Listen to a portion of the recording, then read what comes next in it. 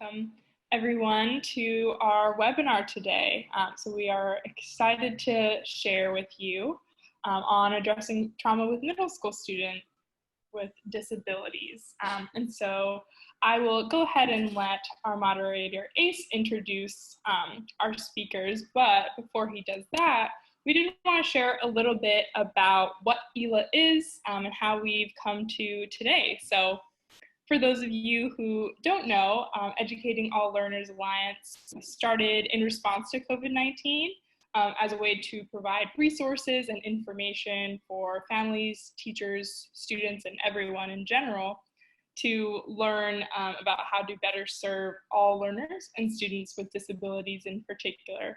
And so we've developed our website, which I will actually move to the next slide and share with you that just yesterday, we redesigned our website, and so that is now live for everybody to, again, find those resources that I mentioned. We have webinars such as this, articles, user journeys, and of course, we're excited to talk a bit more about those with you today. But with that, I will go ahead and pass it over to Ace. Thanks, Gabrielle. And I am incredibly excited to be part of this webinar and hear and learn from presenters. If you're like me, middle school and trauma are synonyms. But especially I think right now, what we are experiencing specifically for systemically marginalized learners is something that we really have to attend to make sure that if we are ever going to get into true academic learning and deep academic learning in the coming year, we have to be able to address the full needs of our students. And each of our presenters will talk about that from a different vantage point and a valuable vantage point. So I'll just introduce our presenters for today.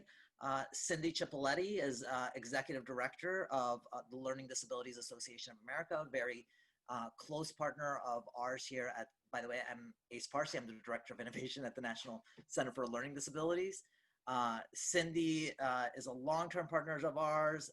We so appreciate LDA's collaboration and leadership on so many different arenas in the learning disability community.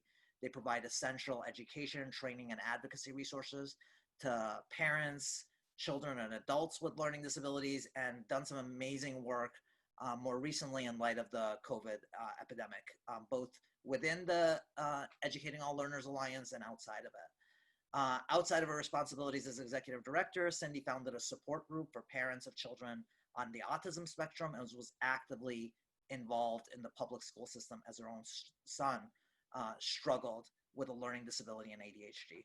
Prior to joining LDA in October of 2019, Cindy was the executive director of the Lighthouse Foundation, a faith-based social service nonprofit organization in the northern Pittsburgh region. So I'm from Morgantown. Cindy's always been kind of like that upper neighbor, Morgantown, West Virginia. So we're very grateful to have Cindy on board. Next, we have Sam DRAZIN. Sam is a certified elementary educator and a former elementary school teacher. He's the current executive director and the founder of Changing Perspectives, which is an educational nonprofit organization working with schools to build more inclusive and equitable learning environments for all students. If you hear any sort of barking coming at you from the screen, that will be from Sam, he and his two dogs, Copper and Cammy. And last but not least, BENNISON is the Director of Academics at Brooklyn Lab Charter School, which is one of ELA's founding partners. BB comes to this conversation with a variety of different academic, coaching, and classroom-based experiences, both at Brooklyn Lab, but prior to that at Uncommon Schools, Teach for America, and Miami-Dade Public Schools. So we'll get a whole range of different perspectives from professional development to specifically thinking about one particular disability, but also broader than that, and also the classroom perspective. I also want to highlight the work that these three individuals, along with the rest of our ELA Alliance members, have done over the course of the last 10 weeks or so. We participated in a process which we dubbed the ELA Challenge Teams. It included a number of our different organizations, and we broke up one group into thinking about intersectional needs, because students with disabilities are going to be systemically marginalized in this environment. Those systemically marginalized individuals will face additional barriers to learning. And those who are students with disabilities who are also English learners, who are also low income, live in rural, remote areas, maybe homeless, foster, you pick your categories, will face those systemic obstacles to learning. And we'll talk about that, what that means in light of COVID, and what it means in terms of the trauma and social emotional issues that they're going to have to deal with, and how we address that. So with that, I will kick it to Sam to just start us off with a little bit of a bigger picture on this conversation. Sam? Thanks, Ace, for that introduction, and thanks everyone for being here. It's been such a joy to work with everyone in putting today's webinar together. So I was tasked with taking on the first few minutes of our webinar and really kind of addressing this issue of trauma with middle school students related to intersectionality of diverse learners from kind of that big, I wouldn't even say the 30,000-foot view, I'd say like the 100,000-foot view. So there's kind of three components to what I want to address and share with you today. Acknowledging all perspectives, acknowledging that everyone has experienced trauma over the last 6 to 8 months during this time, and the role that intersectionality plays in trauma for middle school students. So what I'm going to do over the next 5 to 10 minutes is really break down and unpack each of these three components. So the first thing that I want to really kind of dive into this is this idea of acknowledging all perspectives. I think we have to be really mindful that everybody, all of our students, experience the last 6, 7, 8 months differently. And I think sometimes it's very easy, especially as adults, to assume that the experiences that we had was the same as our students, or putting our students maybe in kind of categories of how they experience things. But really each student individually had a different experience with not being in school the end of last year and all through the summer. So it's really important that we just consider that point and we recognize that some students actually maybe had positive experiences during this. Maybe they and their families went to their vacation house or their ski house or something like that, and their parents' financial situation was not inhibited during this time. So maybe they had like this great 6 months vacation. And then we also recognize that there's other students who their families really struggled during this time. Maybe they were hit personally with a response to COVID. Someone they knew passed away or got very sick. And then we also know that some other students were left just home alone all day long by themselves in front of Fortnite to fend for themselves as their parents were working. Now, granted, those are just 3 different potential scenarios, but I just think it's really important that as adults, when we go back into the classroom and we start to reintegrate students into the classroom environment, whatever that looks like, online or in person, we recognize that each student is bringing their own unique perspective back. With that being said, as adults, we all had our own unique experiences over the last 6 months as well. And we can't make an assumption that our experiences are the same as our students' experiences. Again, that sounds really simple, but we've all been impacted by this in pretty deep ways. And so it's really important that we're able to take that empathetic perspective and kind of take ourselves out of our own experience and really kind of look at our classroom and the students we're supporting in kind of that bird's eye view. As we kind of integrate students back in, we're going to be having conversations about what's happened. And it's not just COVID, it's all of the other societal challenges that are happening, the social movements that are happening around our country, the political arena that's happening right now. So we have to be mindful that we're not just facilitating conversations with students and engaging in their perspective about COVID, but there's all of these other things, all of these other variables that have occurred simultaneously to this global pandemic.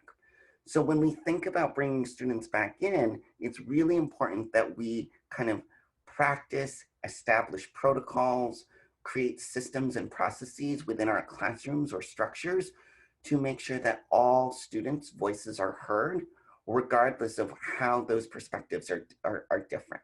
I think that's going to be really, really key, because I think it's going to be very easy for students to self-segregate. It's going to be very easy for certain students to feel socially isolated because perhaps their point of view or their family's point of view is very different than the norm or the majority in a school or classroom community. So just to be really mindful of how do we create systems and how do we practice as adults to facilitate those conversations in ways that everyone's voice is welcomed, heard, despite the different perspective. So again, I just really want to kind of come back to the title of this slide, which is acknowledging all perspectives, acknowledging the perspective of all of our students, their past lived experience over the last 6 to 8 months, our own past experiences, and how we ensure an inclusive environment for students to share those perspectives back into the classroom.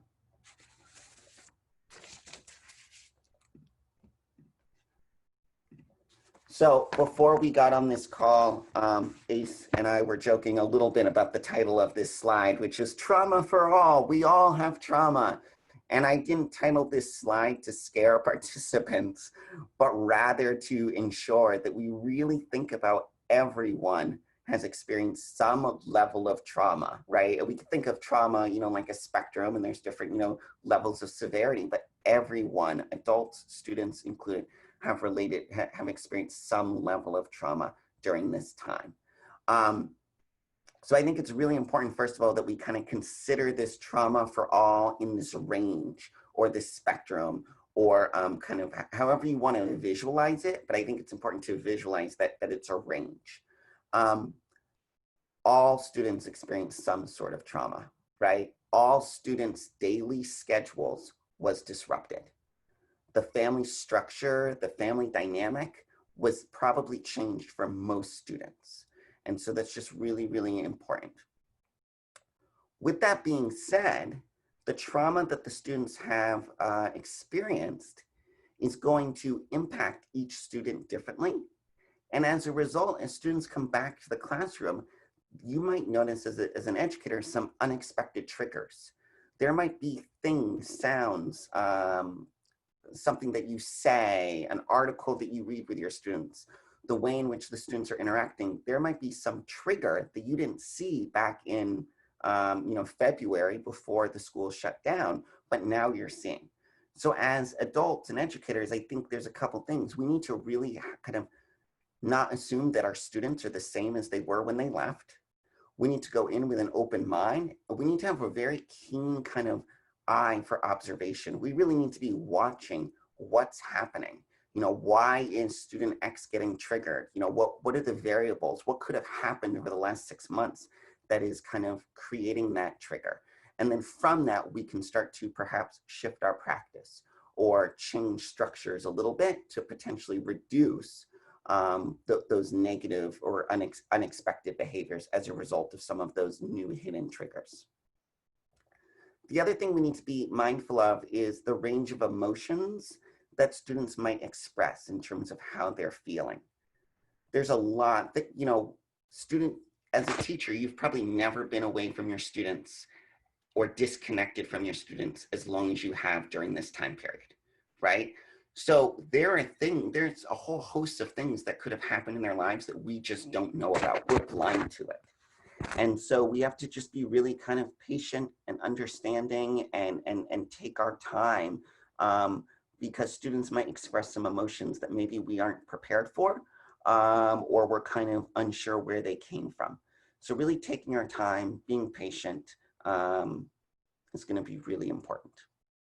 So trauma for all, just be mindful there's a range of trauma. Everyone's experienced it differently, and those experiences may impact behavior, triggers, and emotions.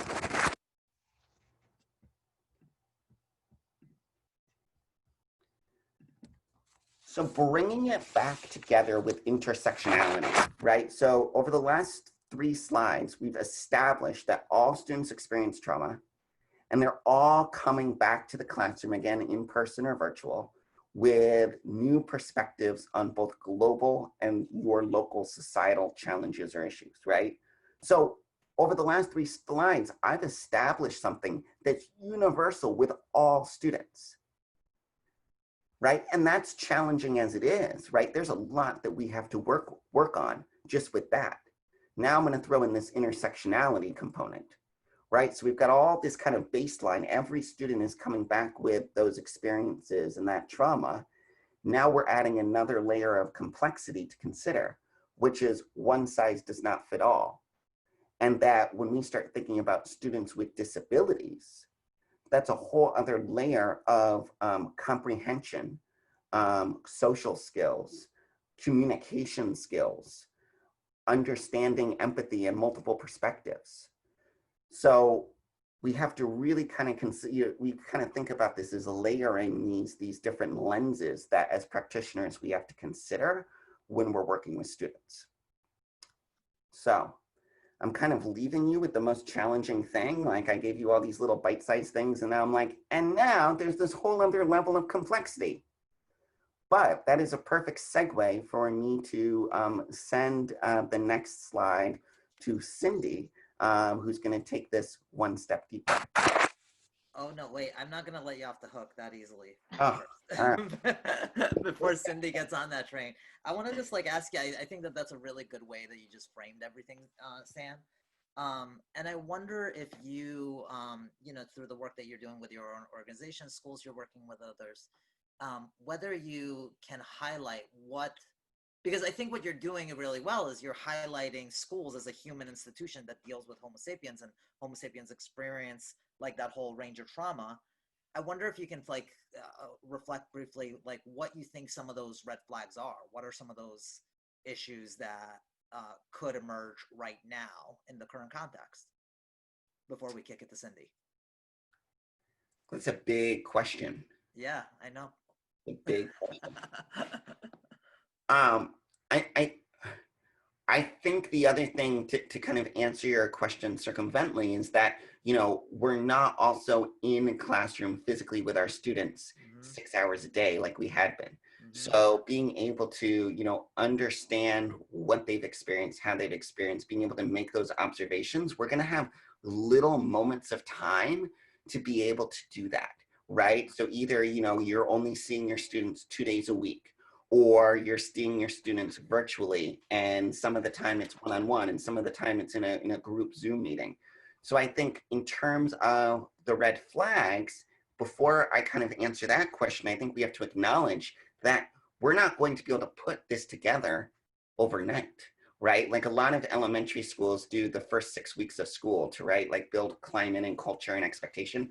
I think it's going to be like the first 6 months of school, right? Because we're making up all of this lost time and we're only getting these small little windows, these little moments that are going to be precious to understand the experiences that students have had. And then once we understand that, be able to make those observations, how it's impacting their emotions and their triggers. So I think for the red flags, we just need to be mindful of things that seem perhaps out of the ordinary. Is there something that you know, maybe a student kind of escalates very quickly from one emotion to another, and that wasn't the case back in February? Or I think, you know, especially with middle school students, you know, frustration, anxiety, not wanting to speak up in class, feeling like they're ostracized or socially isolated from their peers. I think those are 4 things we're really going to need to be mindful of and pay attention to. Now, what middle schooler isn't anxious or frustrated or ostracized from their peers sometimes, right? Like that's just like the middle school experience. But I think what we need to do is really look at it with a much more kind of critical eye. And, you know, what are those things that are just like a little bit more than normal? And I think we have to be really kind of cognizant of it and reflect and intervene as quickly as we can to address that, to move forward, to make this school year as positive and successful and a school year of rebuilding as much as we can. Thank you, Sam. Yeah, I think that what you're highlighting is such an important point in terms of building in those stop signs to understand how our students are experiencing things and doing those check-ins, and making that explicit rather than something that like we just hit the gas on academics. Cindy, I'll kick it to you now. Just give us some more context. So Sam started us at the 50,000 foot level. Bring us a little bit closer to the ground. Okay. Well, good afternoon, everyone. And Sam, that was excellent. Like you said, all students have experienced some degree of trauma over the past 6 months. But for some students, it's been a little bit more difficult than others. So what I want to talk about with you all today is students with disabilities specifically, and then intersectional learners, so students with disabilities who also have another identity, that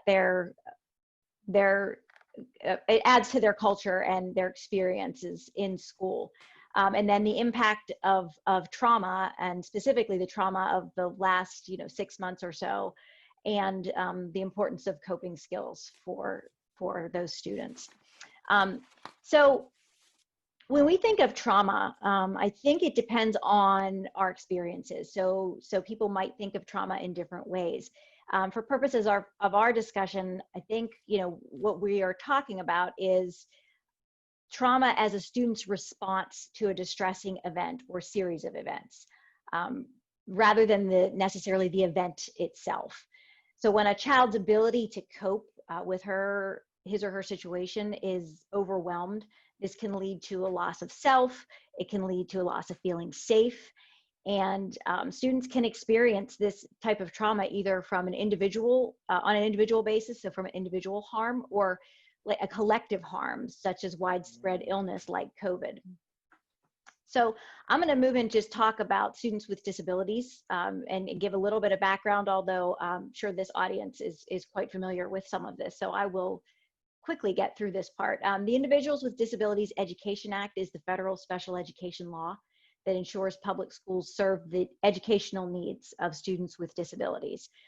And IDEA requires that schools provide special education services to eligible students, as outlined in their IEP or individualized education program.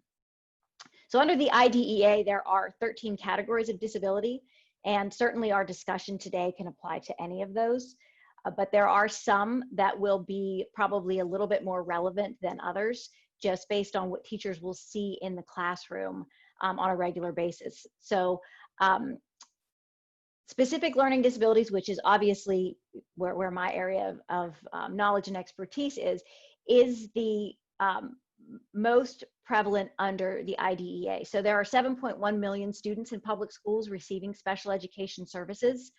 Of those students, 2.3 million approximately have specific learning disabilities receiving services. So it's the most common category under IDEA.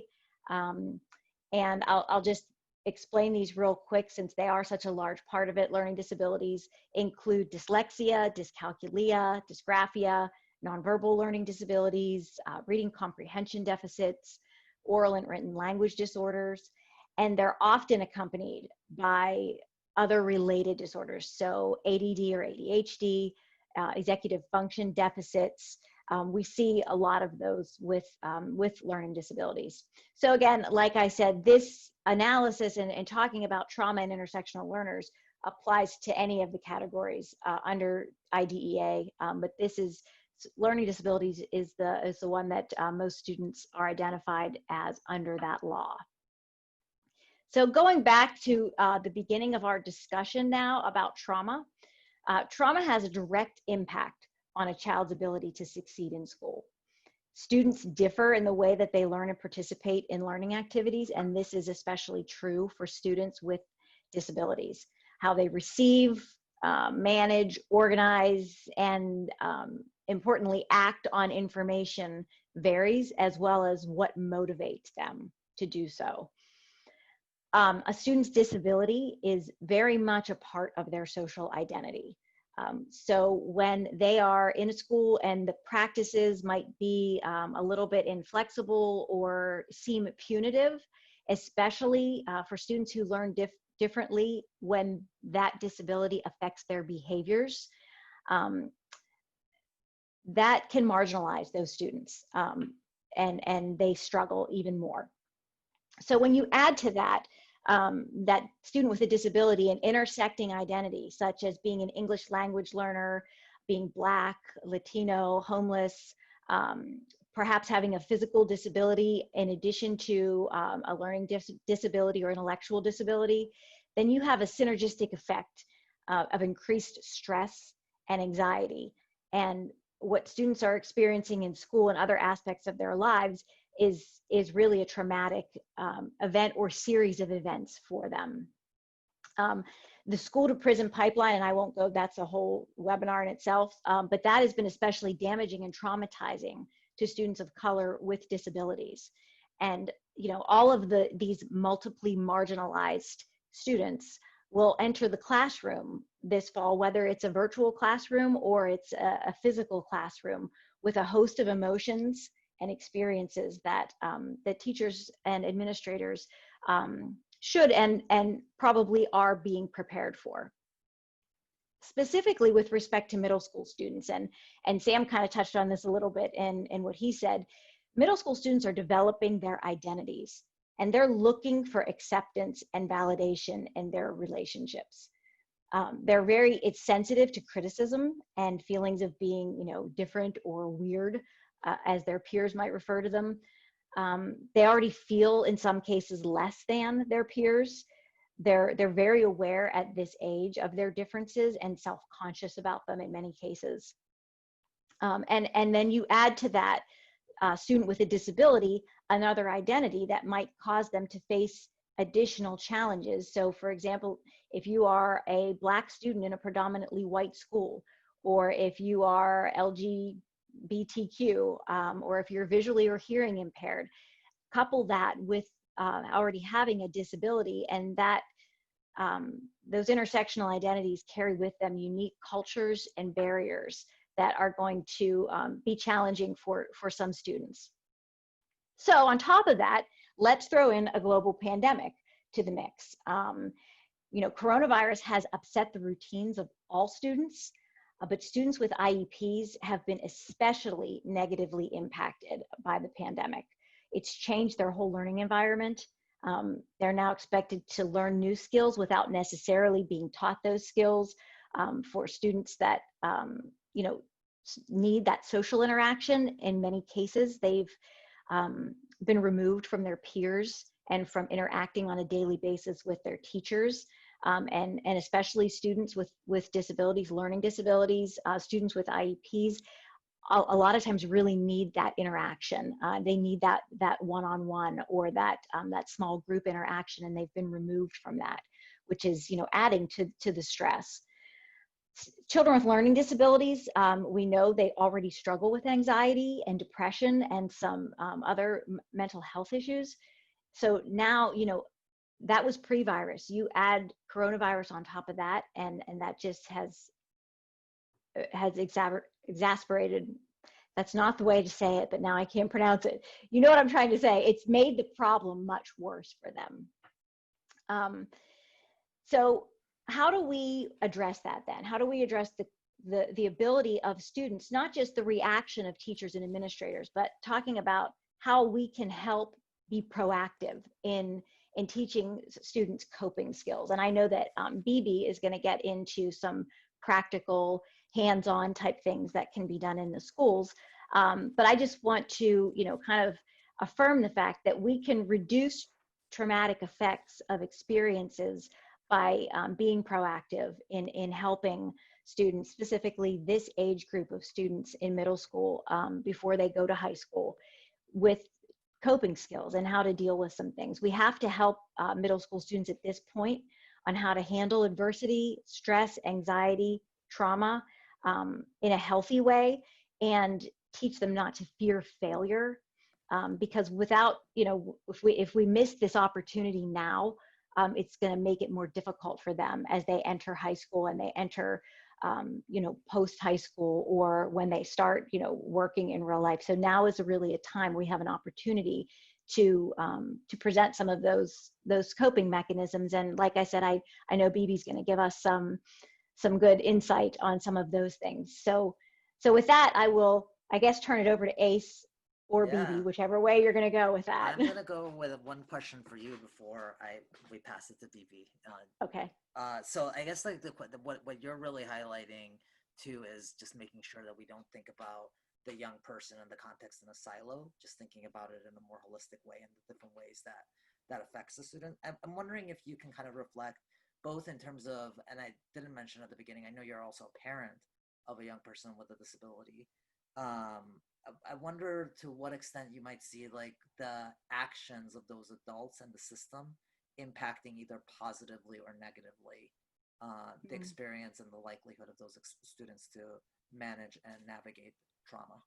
Yeah, that's a really good question. You know, and I'm going to draw on my personal experience for this, as well as some of the other feedback that I get from parents who are struggling with some of these issues.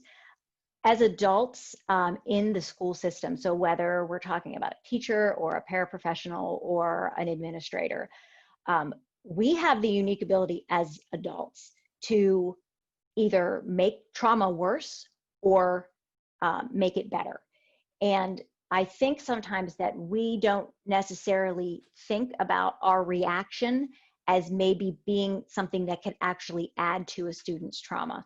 So sometimes when a student may be acting out or may have done something behaviorally that is what we would consider unacceptable behavior, our first reaction as adults might be punitive, without necessarily taking into account that holistic approach that you mentioned. So from a personal experience, I can tell you that, you know, my son, who struggled with multiple issues and behavioral and learning disability, was suspended from school several times when he was in middle school and in high school.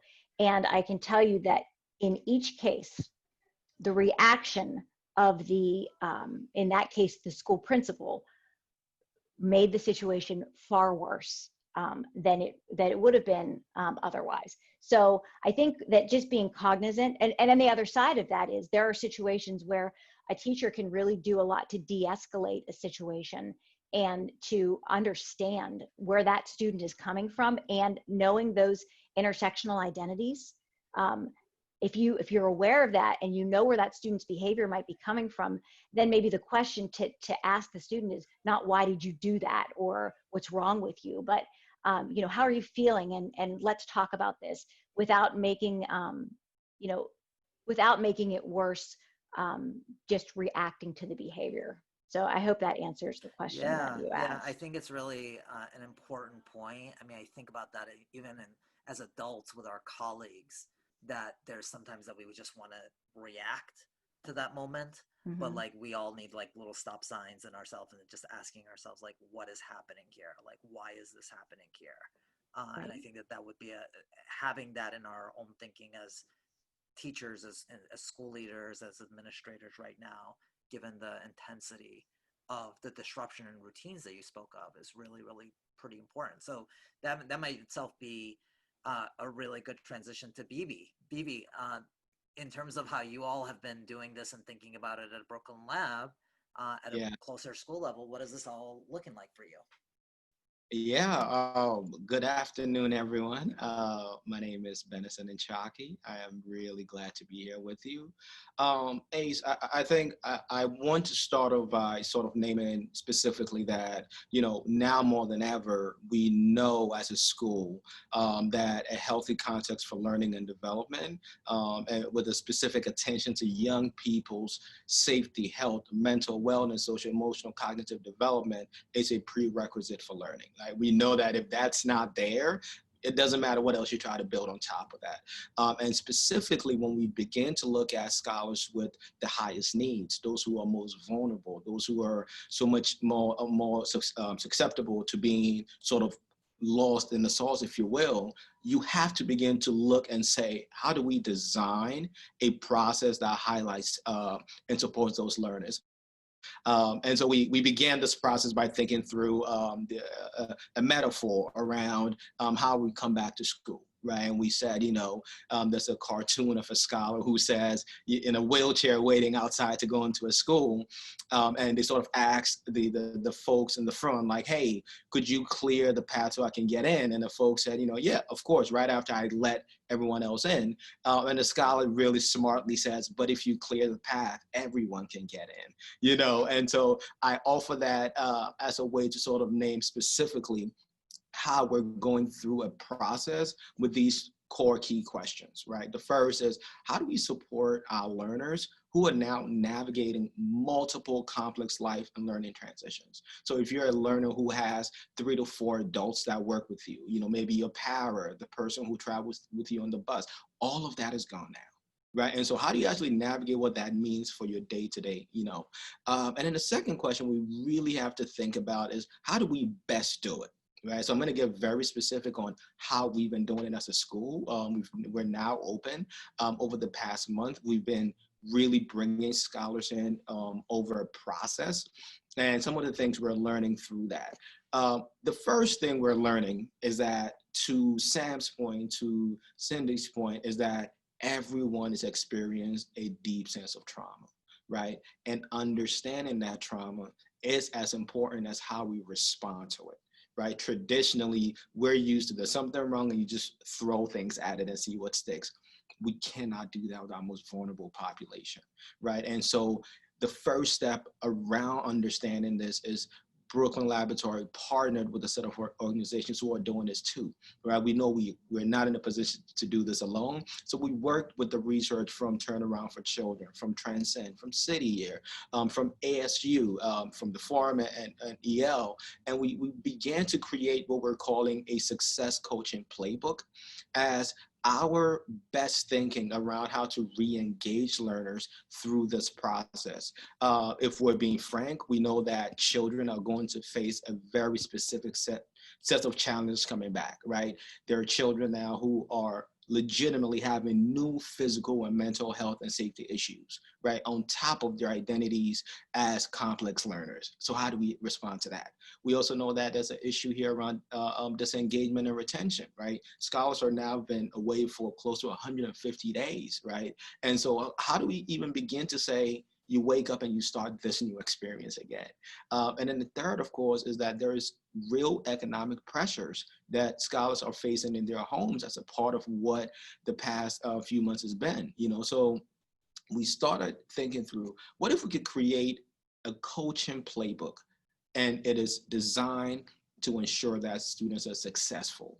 And what if we took that playbook and double clicked and said, the goal of this is to unpack trauma and get children ready to learn, right? And so that is one way that we began to think differently about how this year is going to look. And so the first thing we thought about is, one, how do we minimize harm across multiple learning models? Right? How do we do that? How do we make sure that we don't re-injure?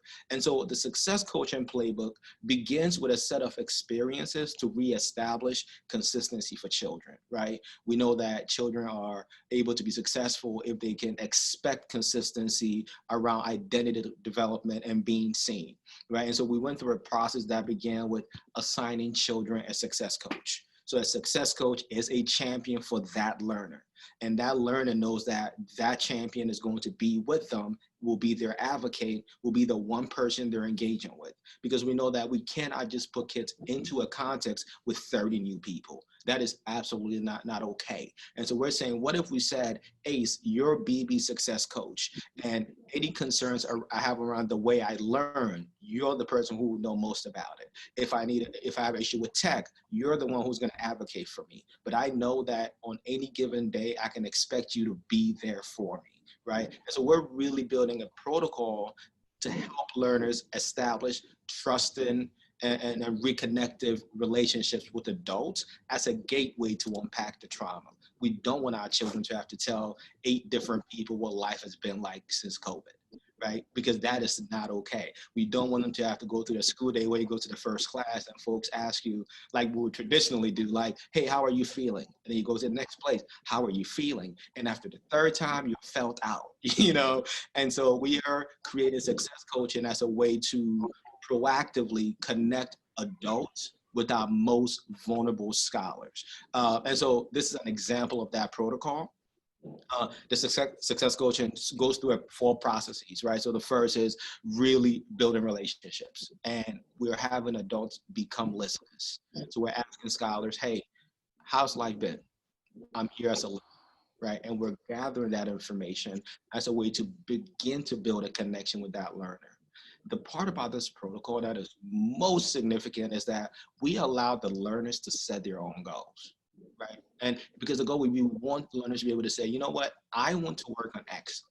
And then we charge the success coach to say, can you make that happen for that learner, right? And especially when it comes to trauma, it could be something as simple as, I want to today have 3 different check-ins around the show I'm watching. And that's okay, right? It could be that, hey, I want to listen to this song with you together. That's okay, right? But we want the scholar to know that whatever your trauma is and a manifestation of that, there's an adult present for you to really walk and work with you through that protocol. And so we started very small, right? We started with a question, right? We asked every single learner, started with our most vulnerable, and we asked them, what has your life been like since school stopped? You only have to talk about it once. That's it, right? And what we're hearing from scholars are just a range of experiences, right? We're hearing kids say, hey, when school stopped, I actually moved in with an uncle and I've been there since. And so that's what my life has been like, right? We have scholars who are saying like, hey, when we went into remote for 2 weeks, we did not have internet connections. And we reached out and we were moving, right? And so we're really hearing these powerful narratives from children. And our answer isn't to fix it, right? Our answer is to say, we hear you. What do you need, right? Especially for learners who are now trying to figure out if they can trust the adult in front of them, right? The disruptiveness of COVID, and I cannot say this enough, has changed everything, right? I personally being in Brooklyn, being at the center of it all, you know, even the simple, and I think folks on this call, we've gone through this before, we will have calls and we'll hear the ambulance go back and forth and back and forth. And that creates this trigger response in you, right? Now, when I hear it, I'm like, what's happening, right?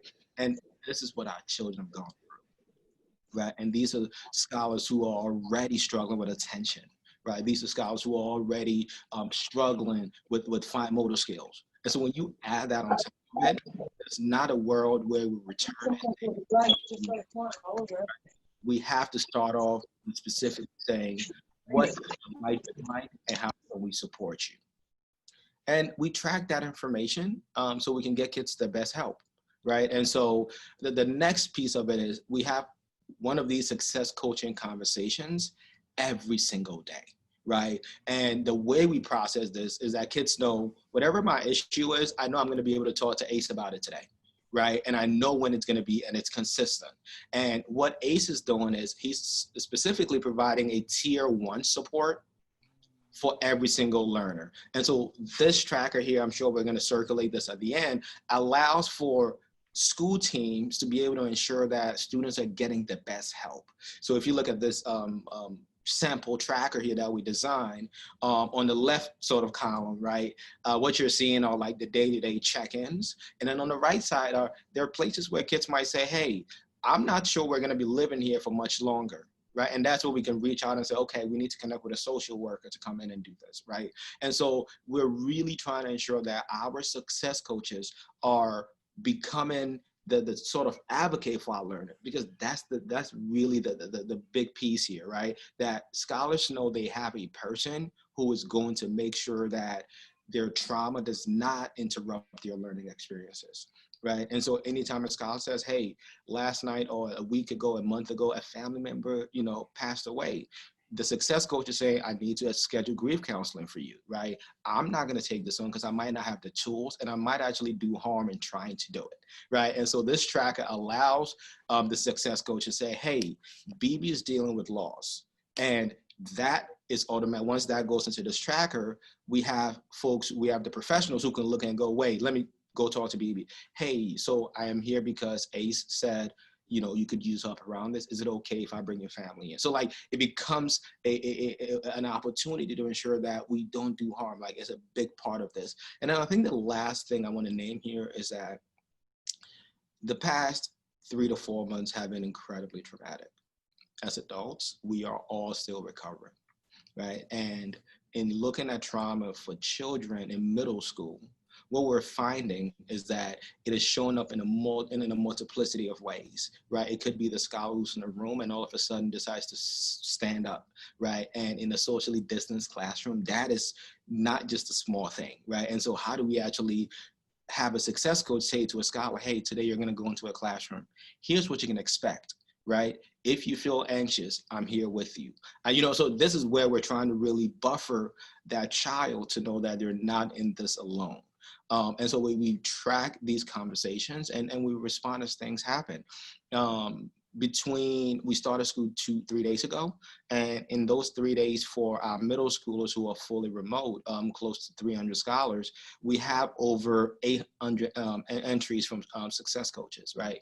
They're just putting it in there like, hey, BB could really use a shout out today, you know? And so like, it's this process of designing a process to celebrate that kids, if you've gone through COVID and you're here, you're already a champion. And we know you're not okay, but you're a champion, you know? And we're here to make sure whatever you need, you can get those resources. And the last thing I will say about this is when we surveyed our families before we started any of this work, one of the first things they said to us was like, hey, we just cannot be reaching out to 10 different people to get a single response. Right. If we have an issue with attendance, if we have an issue with a tech, we want one person to be able to do that. And we're like, okay, we hear you, right? And it's a lot easier to deepen that relationship than to try to spread it around. And so that's where the vision of success coaching has been. And we're hoping to continue to grow this as a way to help students get ready to learn by addressing some of the small traumas and major traumas they faced. I will pause here because I know I just said a lot, and I really appreciate that this team has started by acknowledging that our children are not okay because we're not okay. And we have to start with taking care of our children and their well-being mentally, spiritually, and emotionally, especially if there is special needs and they're complex learners. Thank you so much, BB. I think that I'm just struck by the analogy right at the very beginning and how it threaded the rest of what you spoke about clearing the path and how clearing that path serves all learners, not just those that are systemically marginalized. Yeah. I mean, I think that so often that is such a simple idea, but it is such an important paradigm shift, especially right now, because so often American schooling starts with that theoretical average learner. Mm-hmm. And then once the plan is laminated, goes back and says like, why the hell isn't that working for this child here? Yeah. Because it was never designed for them. And that's the fundamental reality. I know that this is like everything that you described in your presentation is built into the value system of Brooklyn Lab even before this pandemic. Mm-hmm. But I wonder if you can kind of like reflect back and thinking about, you know, these changes and disruptions and routines and the demands that now that are here aren't in some ways new, but in some ways they are new, right? Like, and our adults are going to be experiencing a lot of this as well. And so I wonder if you can speak a little bit to, for those of us on this call or who are listening to this by recording, who are administrators, like decisions that they can make for the human beings that work for them, or for teachers who might be listening to this, what are the things that they can ask for their administrators in terms of training and support that attends to exactly what you're talking about, of meeting those, making sure that their pathways are clear as well? Yeah. This was a process of starting off with listening, right? So from a how did we get here perspective, right? We began by saying that if we're going to do this, it has to be baked into our schedule. Like we have to make that commitment, right? The world in which we expect it to happen and the extra hours where teachers are not in the building, it's not realistic. So we began by looking at first starting to train adults, right? To say, hey, a lot of this work has traditionally folks think of this as this is what lives with the social work team. And we're like, no, every adult is doing this now, right? And so the first step was sort of going through a set of trainings to get the mindset that there is no opt-out for this. Everyone is going to do that.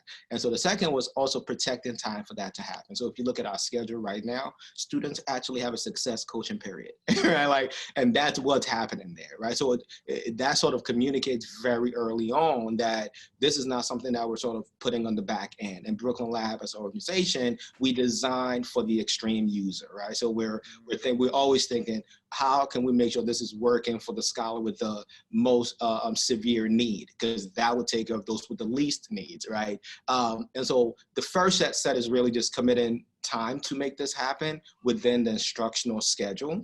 And then that allows for that time to be a place where you can say, yep, this is going to happen.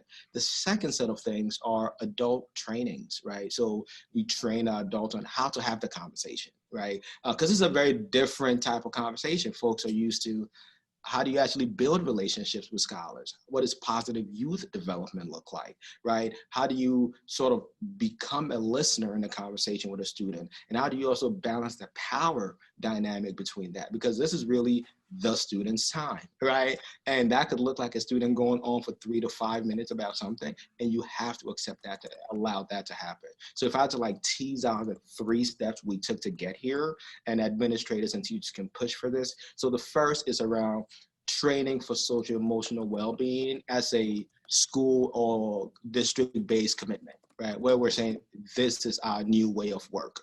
It's not something you opt into, it is a part of our new way of work. And then the second step is to really think about when these check-ins are going to be happening, right? Because we know, if we're being frank, we know that trust building happens over time, right? It's not one conversation, it's not 2, and it cannot be random, right? So we know that since everyone has potential for growth and evolution, how do you build trust over time consistently for the learner, right? And so because learners are still learning to be trusting of the system, that up to now has felt very, very disrupted by COVID. And then the last thing that I'll name here is that as educators, right, and I'm gonna say this here, we also have to unlearn how our own racial and other biases affects what we think about when we think the word normal, right? So we have this vision in our head of like, what is normal development? What is the normal way to deal with trauma? There is no normal way to deal with trauma, right? And so that's sort of the training that we also have to do with folks, where it's like, hey, you're not just having a conversation and typing into the tracker, right? You're really thinking through, hey, have I actually talked to a person of color about what it meant to be in COVID as a white person? That's not a conversation you sort of free for, right? Because in the process, you could do harm. And so we spend a lot of time practicing conversations and allowing people to hear. What if a kid says, hey, I don't like what's going on with the government? What do you say to that, right? How do you respond to that? What if a kid says, hey, I don't think I'm ready to learn for the next year? So we go through a set of scenarios to get people ready, but at the very bare minimum, it has to be a commitment that you're making by how much time you're giving up in your schedule for it. And we decided this is here to stay, and it has to happen every single day. And so our educators are on board with that, and we're moving. You know, we're 800 entries in. I'm sure by next week we'll be at 1,500 and over. But the point around those entries are this is what we're learning about children and what they've gone through, right? So if that's where we are, could you imagine a world where we operated without having that information? Yeah, We would have done harm, right? Yeah. And so do not pass go till you understand what's happening. Totally. I think that I'm seeing a question from Lisa. Maybe we'll just go to that right now. Lisa Grish asks for BB. Many times school pick a structured SEL program and implement that to check the box for SEL. What suggestions do you have to shift the mindset from checking the box to really committing to building relationships? Yeah, it's really hard to do. I think the work that Turnaround for Children is doing is really, really powerful. And their work is fundamentally saying they're building blocks for learning. And if schools are deeply committed to academic excellence, they have to be committed to that, right? Because that specifically says students are going to be successful only when we address those foundational needs, right? And so if you look into our success coaching playbook, we've named sort of the building blocks, which is the language of the whole child. So the way to not check the box is actually to say, hey, what if we want results, if we want to hit certain benchmarks, we actually have to unpack the barriers to learning.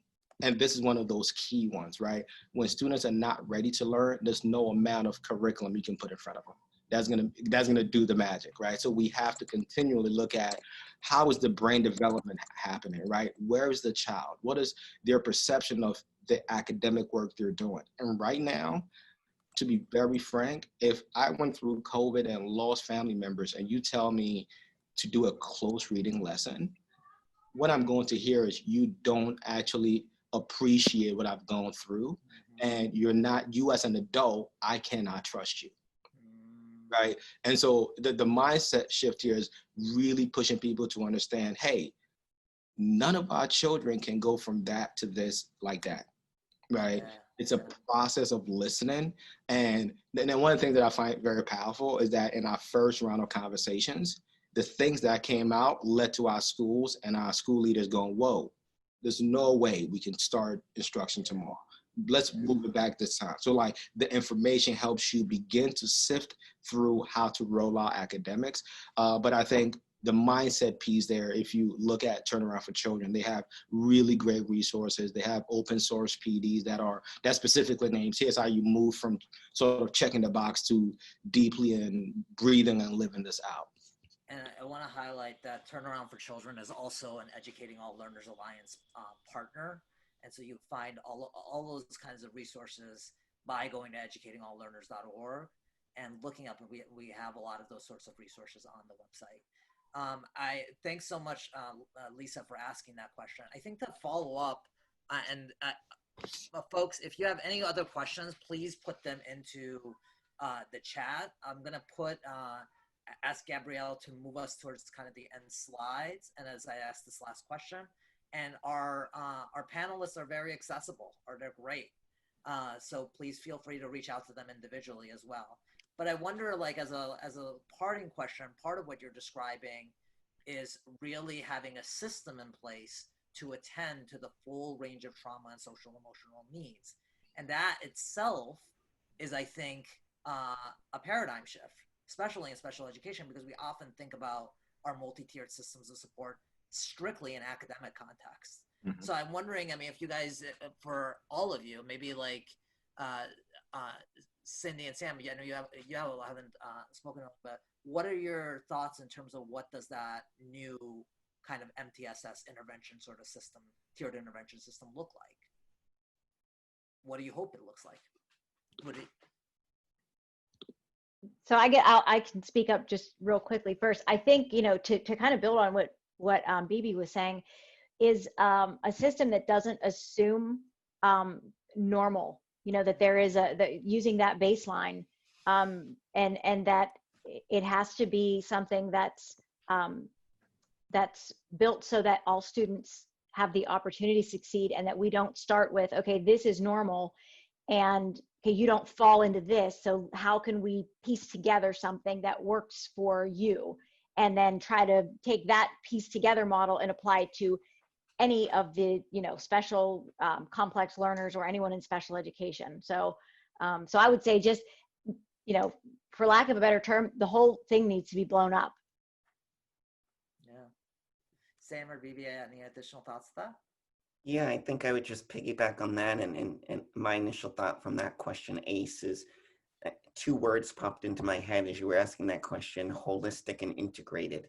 And I think we need to look at our system in a holistic perspective, looking at all of the opportunities within a given school day. So that starts from getting on the bus in the morning and ends from leaving the school at the end of the day. So we need to look at it kind of holistically, and also considering all of the individuals involved in a student's life. So parents, paraeducators, special educators, school counselors, kind of that holistic component, and then thinking about it in a very integrated way. How do we really think about these concepts as driving and influencing and hopefully positively impacting every aspect of a student's experience as they enter back into schools again in whatever way they're entering back in, to have a year of success, whatever success is for that student. Thank you so much, Sam. I think, we're we're at time for folks, but I want to really affirm everything that you all suggested about that notion of that we need to be, particularly all times, but really now, be explicit about what sometimes is implied in our education system, that our students are not just, vessels to be filled with knowledge, but they are human beings, and we need to attend to these needs before we get into the academic context. I want to thank our three amazing panelists, Cindy, Sam, and Bibi, not only for your participation in the webinar today and sharing your knowledge and expertise, but also the work you've done with ELA for weeks now and your own learning. I want to make an invitation to all of our participants, whether you're watching this live right now or watching the later video recording, that this is part of an ongoing conversation. And so you have the three individuals' email addresses. I know that they're planning on working together to continue this work in terms of thinking about an assessment of middle school students and trauma from an intersectional context. If you have something to offer to that, we would really encourage you to get in touch with them. And thank you so much for making the time to be part of this webinar. That it is in itself, your attendance is a self-selection that highlights your own values and your importance that you put onto this.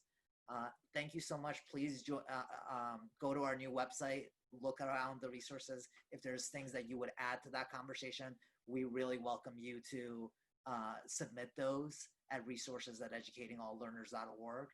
And thank you so much for attending to all the real vulnerabilities and the full range of human experiences that we're all experiencing in this pandemic. Have a wonderful rest of the week. Thank you.